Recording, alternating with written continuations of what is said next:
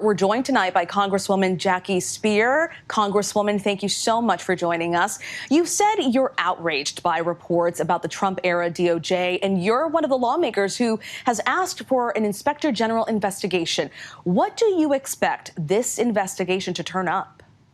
The investigation is very important because there has to be a review of whether or not DOJ officials violated the Constitution, pure and simple.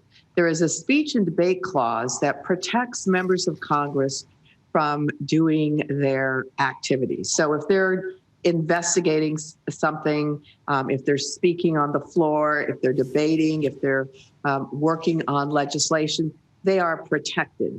There's also a separation of power proviso in the Constitution. And again, there is a recognition that the executive branch is separate and distinct from the legislative branch. We need to know what the evidence was that was the basis on which these subpoenas were requested.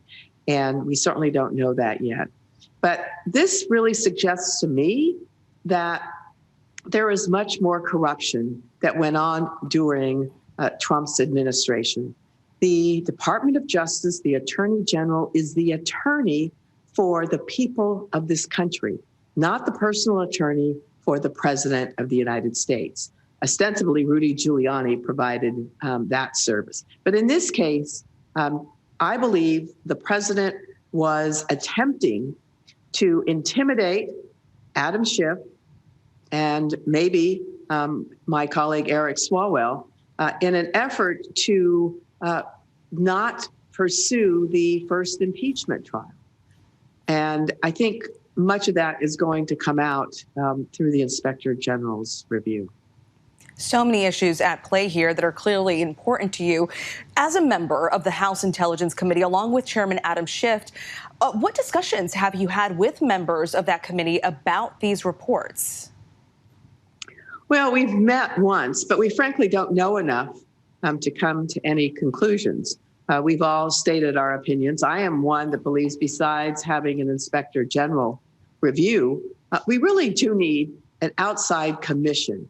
We don't know the breadth of this particular request that was made, but to impose a subpoena on members of Congress doing their legislative work is very, very troubling. Now, if classified information is leaked by a member of Congress, then certainly there is value in that.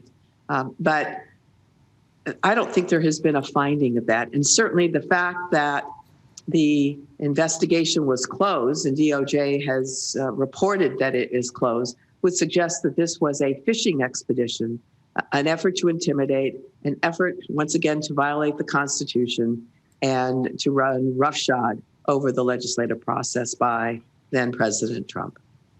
Congresswoman, you've also noted that you also want a subpoena of William Barr.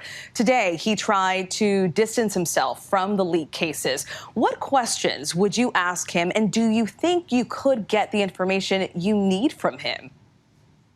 Well, interestingly enough, we did subpoena Attorney General Barr, and he refused to respond to the subpoena. He should have been held in contempt months ago, and I regret that we didn't take that action. He has violated his oath of office, I believe, and certainly if he were to respond to a subpoena today, we would all have lots of questions about what prompted him to do any number of acts while he was Attorney General. And finally, the Justice Department's actions began with an investigation over alleged leaks of classified information. As a member of the Intelligence Committee, how concerned are you about the leaks of sensitive information, and what tools, if any, should the Justice Department use in a situation like this? Well, as members of the Intelligence Committee, we are really required to protect classified information and not to leak it. And I think that the record will show that, for the most part, that is complied with by all members. But that has not always been the case with some of our colleagues on the other side of the aisle. I mean, the reason why this really smacks of being political is the fact that it does not appear that any Republicans on that committee had their phone records sought. So in that setting, it looks very political. And again, that is not what the Attorney General is supposed to be doing. A huge effort underway to unearth so many more details. Congresswoman Speier, thank you so much for your time tonight. Thank you. Hi, everyone. George Stephanopoulos here. Thanks for checking out the ABC News YouTube channel. If you'd like to get more videos, show highlights, and watch live event coverage, click on the right over here to subscribe to our channel. And don't forget to download the ABC News app for breaking news alerts. Thanks for watching.